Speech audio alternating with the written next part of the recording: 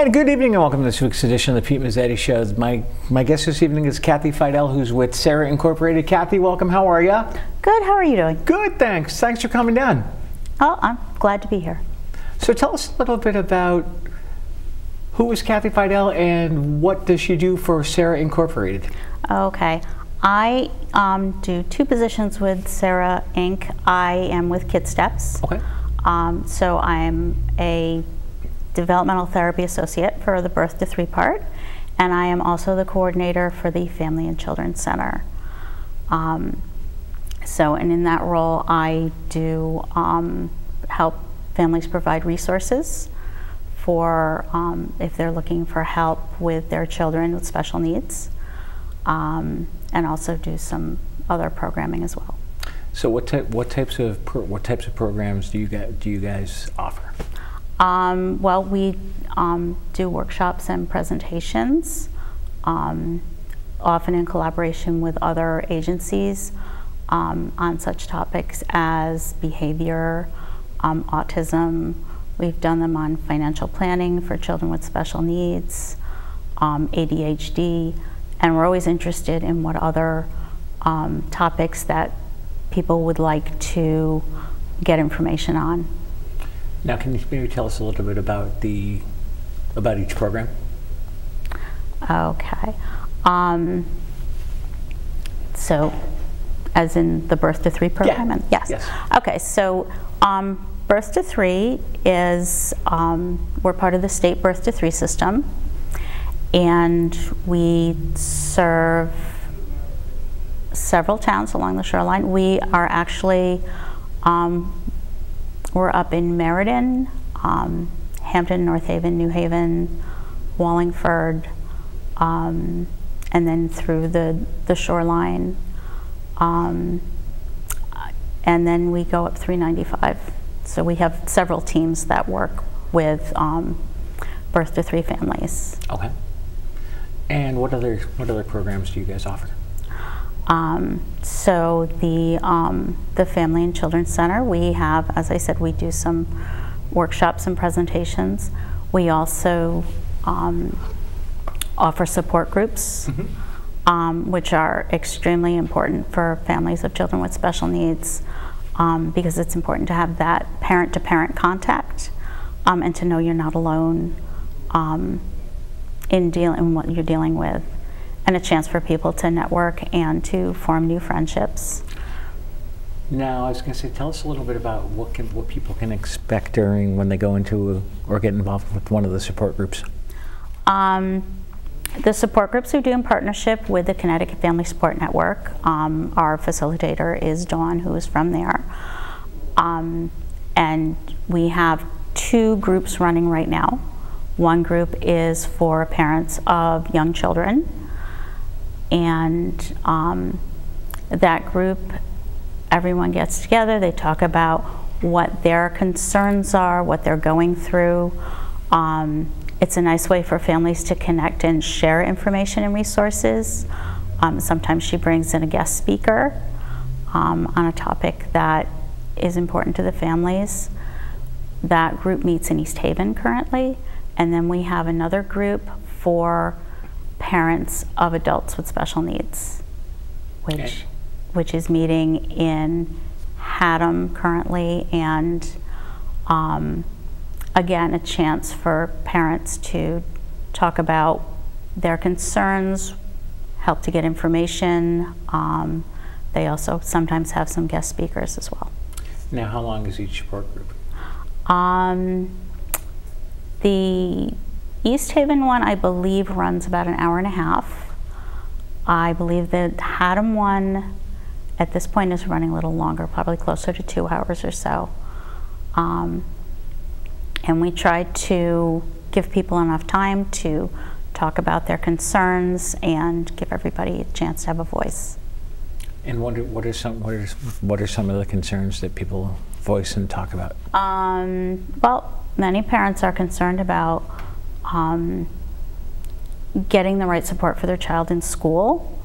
Sometimes people have difficulty dealing with the school system and getting the right supports for their child, or being told that they can't get certain supports when actually it's their right to have them. And helping, sometimes sharing those experiences, people say, oh, I didn't know I could ask for this.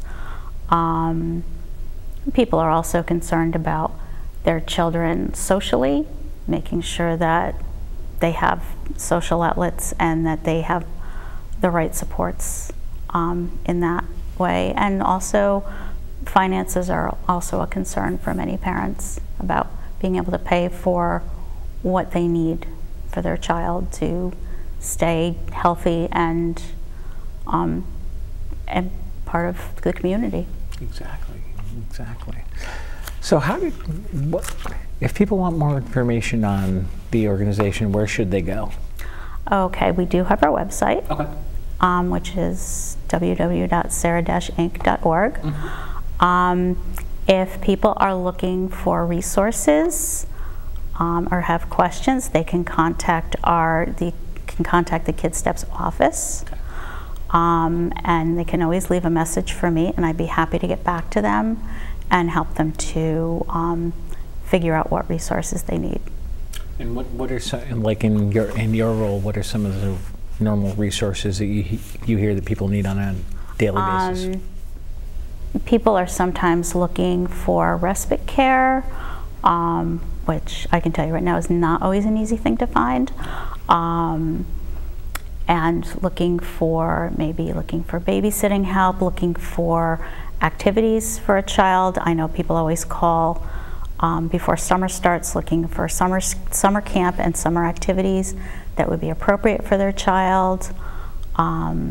Some people are looking for supports for themselves or for their child, maybe more information or more support in working with a school system.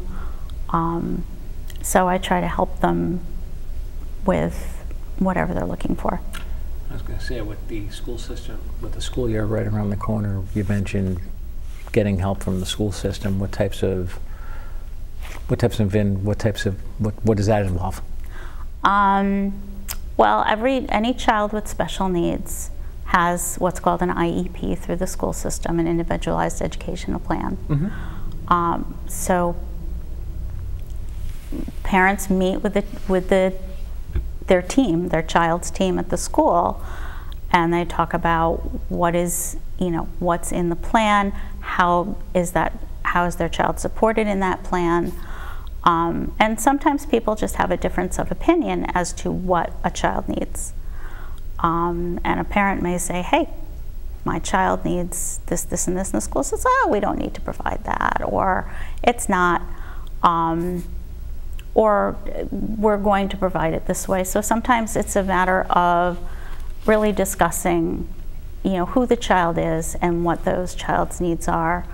And sometimes somebody needs some help helping to explain what their child's situation is.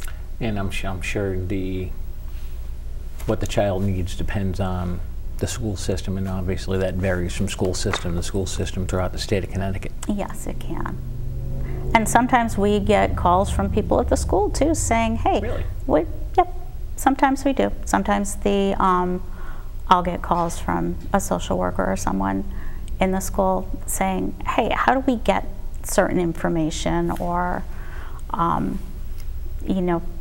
they're looking for some support. How do they get training for certain things? So whoever calls, I try to help them.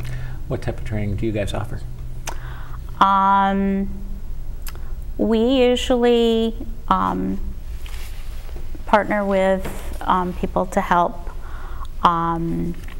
We've done some presentations through the Connecticut Parent Advocacy Center. They do some wonderful workshops, and sometimes we provide workshops through them on child behavior, on IEPs, on transitioning from birth to 3 into the school system, because that's something that both parents and teachers sometimes need more information about. One of the programs was how to know when to refer your child to birth to 3. Mm-hmm. because that's something parents don't always know, and other people who work with children, daycare workers and doctors, also sometimes need a little bit of help figuring that out. Exactly, exactly. And how would you figure out when it's time to refer your child? If you have a concern about your child, you can always call Birth to 3 and request the evaluation if they're under 3. And they would call Child Development Info Line and say they'd like a Birth to 3 evaluation, and from there they'll ask some questions and then refer the family to one of the Birth to 3 agencies to have an evaluation done. Now, how long does the evaluation process take normally? Usually 1.5 to 2 hours. Okay. 2 therapists come to the home and work with the child and talk with the parent, and they do some standardized testing, and if the child is eligible, then they're offered a program with Birth to 3. And how long does the program last? Until the child turns 3. Oh, okay. And then after they turn 3, it's... Then we transition them to the school system. Okay. Very cool. Mm-hmm. Sounds like a very worthwhile program. Mm-hmm. And would you mind sticking around for another segment? Sure. We'll be right back. With newspapers and media outlets merging all over the country, communities are losing their local voice. There's so much going on in the community that I think doesn't really, there's a lot of folks who are unaware of it. And I think things like this can bring it out into the community and in that way kind of bring the community together. Information to our residents is the key to good governance. And with the national media and local media not often covering us, this is an excellent opportunity for us constantly to communicate with our constituents and also to have them communicate with us. The best outcomes will be achieved through a community-based organization that grows its operation and scale by means of locally produced programming. All of our content is volunteer produced, so we do shows from talk shows to music shows, working with high schools. VSC-TV is committed to ensuring that the investment made to secure these powerful tools will pay great dividends in the community for many, many years. And welcome back to this week's edition of the Pete Mezzetti Show. We're talking about with Sarah Incorporated. Welcome back. Mm-hmm. Thank you.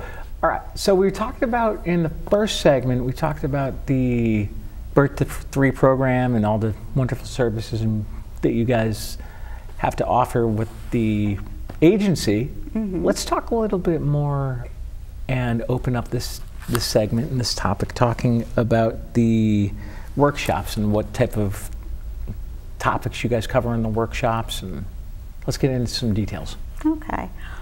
So in the past, we've done workshops on autism. Mm-hmm. We had one called My Child's Been Diagnosed with Autism, Now What?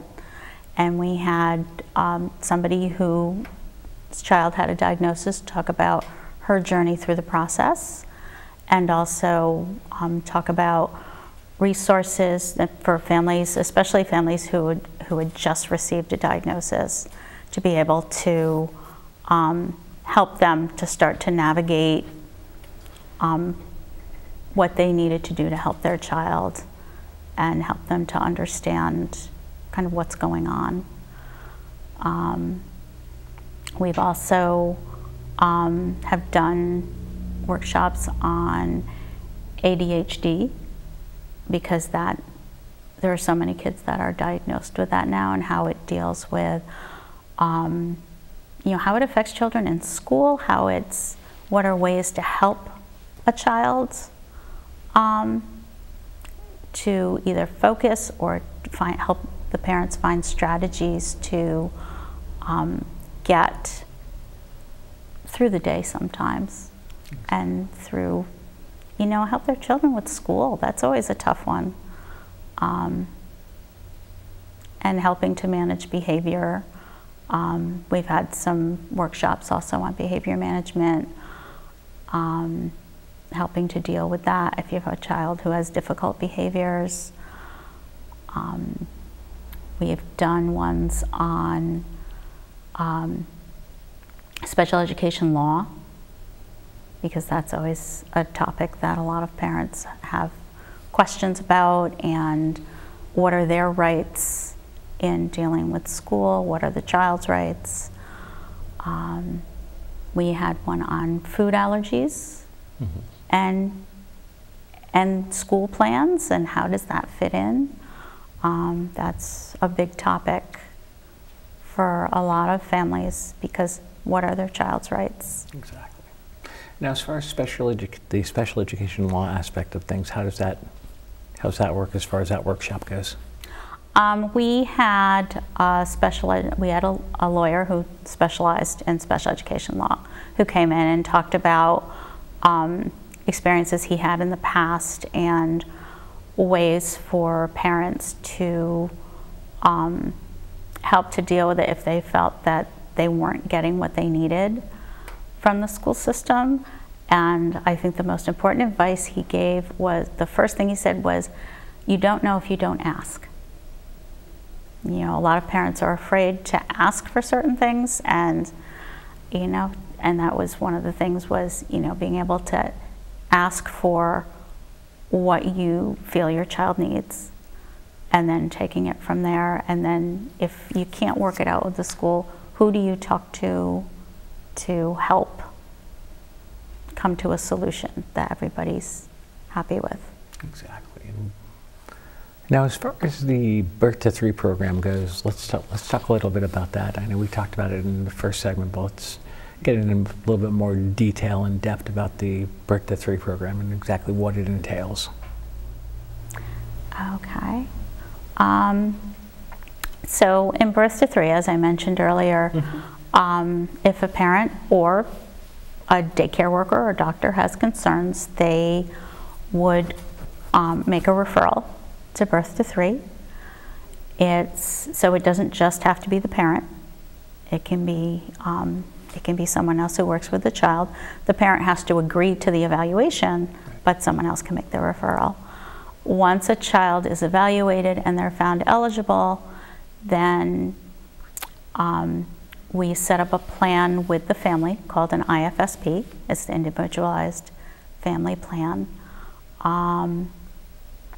And that goes through, and we discuss what services the child would need, and how often does the child need those services, because it varies from child to child and from family to family.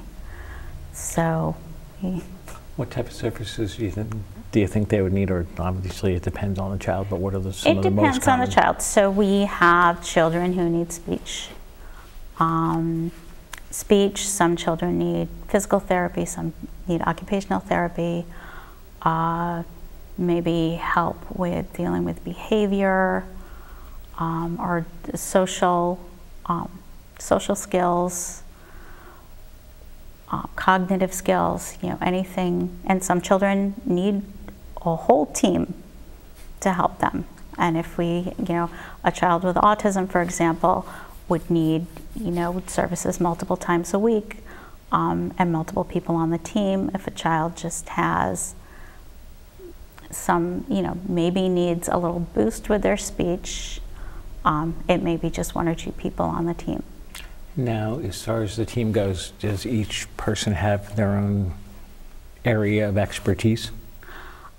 We do have physical therapists, occupational therapist, special ed teacher, and speech therapist. So, but we are also multidisciplinary, or transdisciplinary, so that we all kind of learn from each other. And so, as a developmental therapy associate, I go out there and kind of pull out of my toolbox, what have I learned from the speech therapist? What have I learned from the physical therapist?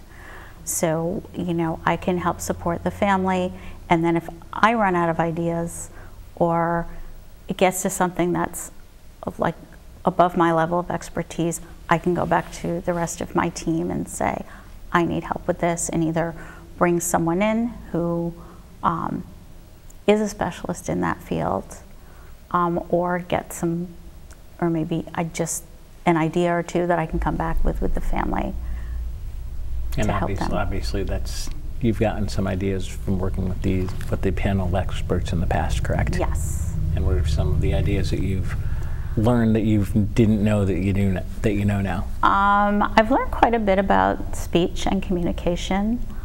I've learned from the occupational therapist, I've learned an awful lot about sensory issues with children and helping children to deal with that and helping to recognize when a child may have an issue that we need more help with.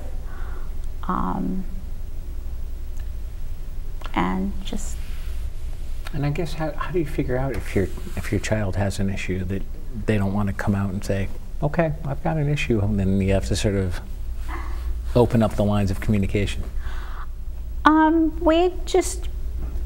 We keep working on what we're doing. We talk about strategies for helping the family. You know, if we notice something, if we notice there's something happening, and say, hey, I've noticed this. Have you noticed the same thing? We don't want to ever make a family feel uncomfortable or upset. So we try to work with them and, you know, find out if they're seeing things the same way we are. Now, have you guys ever seen something that the family hasn't seen, or they've seen something that you guys haven't picked up on yet? Oh, absolutely. Yeah? Like And sometimes we have seen some children who may have, we may think that we may suspect autism, where the family's not quite there yet. Mm-hmm. They may not see the same thing, and it becomes a matter of talking with the family, you know, pointing things out, and seeing, you know, what they're seeing. Sometimes a parent may come to us and say, you know what, I'm seeing my child do this, and maybe the child's doing it when we're not there, or maybe the parent's looking at it from a different perspective if we're sitting there with the child and say, you know, I'm noticing this, and you say, oh, okay. So we talk about that. What are our strategies for helping that child in that situation? Or it could be something that's happening during a routine that we don't see that child. And, you know, maybe it's happening at bath time and we're not there at bath time, and so we haven't seen it and they're mentioning it. So we talk with them and find out what they're seeing, what works for them, what haven't they tried, what, you know, what would they like to try to help their child during that time. And obviously there's some things that work to help their child more than others in the big realm of the big picture of the big realm of things. Mm-hmm. And obviously that's a good thing. Yes. That is definitely a good thing. So what else do we want to tell everybody out there about the program? Okay. Well, with the Family and Children Center pieces, we've talked about, you know, the workshops and the support groups. And one of the things I want to mention with the support groups is the importance of self-care with family, you know, for families, for parents. One of the things that we often say is you can't fill somebody else's cup if yours is not full. Right. And we've dealt with a lot of parents who are they're exhausted, they're tired. So it's really important for everybody to take that time for themselves, to be able to, you know, even if it's a little tiny thing each day, sitting down for that cup of tea, or, you know, taking a walk, or, you know, making that little bit of time for yourself to be able to be present for your family and for your children. And as far as going on social media, you guys have a Facebook page, correct? Yes, we do. Let's talk about social media. How can they find you? Okay, we have a Kid Steps Facebook page. Okay. That is just Kid Steps. And we try to put information on there, either if there is an event coming up. Also, I like to add things once in a while, things that are informative, obviously, right, but also sometimes things that are just fun. Exactly. Because everybody needs to laugh once in a while. Definitely. So what types of things can they find on the Facebook page? They will find, I will be putting on the next couple of days the flyers for the next support groups. Okay. That will be happening in September. There are also videos and articles related to topics on parenting, and sometimes development, autism. Also, as I said, sometimes it's just a saying or a cartoon or something just to make people laugh once in a while, because sometimes you need that too. Exactly, and obviously you guys do fundraising throughout the year? Yes, Yeah. and that's done through the foundation. Oh, okay, all Yes. right. Definitely. And we've got a little bit more time left, so what else before we say goodnight would you like to, anything we didn't touch on? I'm trying to think now. I was going to say workshop. Let's talk about the support groups one more time. Sure. Actually, you know what? That's What? it. We're out of time today. Okay. That's it. All righty. Thanks for coming down, and we'll see you again soon. Thanks for having me. Thank you. Thanks, good night. We'll see you next week.